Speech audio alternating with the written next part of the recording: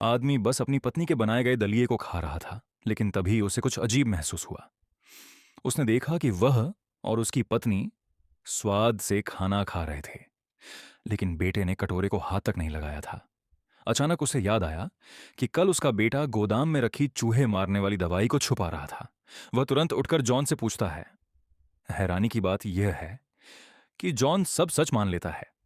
आदमी घबराकर पत्नी से मदद के लिए फोन करने को कहता है, लेकिन फोन की तार पहले ही काटी जा चुकी। तभी जहर का असर शुरू हो जाता है और आदमी के पेट में तेज दर्द होने लगता है। कुछ ही पलों में वह टेबल पर गिर जाता है और 1 मिनट के अंदर ही उसकी मौत हो जाती है। यह देखकर पत्नी गुस्से में चाकू उठाकर जॉन की तरफ दौड़ती है, लेकिन तभी जहर का असर उस पर भी होने लगता है और वह कमजोर पड़ने लगती है। मौका देखकर जॉन उसे सीढ़ियों से धक्का दे देता है। दरअसल जॉन ने यह सब सिर्फ गोदाम की चाबी पाने के लिए किया था। उसने अपने कमरे की दीवार में एक छेद देखा था, जिससे उसे पता चला कि उसके माता पिता ने गोदाम में उसकी असली बहन को बंद कर रखा है, जिसे उसने पहले कभी नहीं देखा था। अ, रात में जॉन को कुछ डरावना महसूस होता है, क्योंकि कमरे का दरवाजा अपने आप खुल रहा था।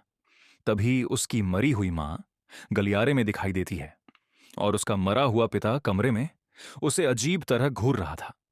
डर के मारे जॉन दीवार के पास जाता है जहां उसकी बहन कैद थी। जैसे ही वह चाबी डालता है, अंदर से एक खौफनाक एहसास आता है और एक डरावना हाथ बाहर निकलता है। इसी दौरान कुछ गुंडे घर में घुस आते हैं और तोड़फोड़ करने लगते हैं, लेकिन उन्हें पता नहीं चलता कि दीवार पर एक खतरनाक प्राणी रेंग रहा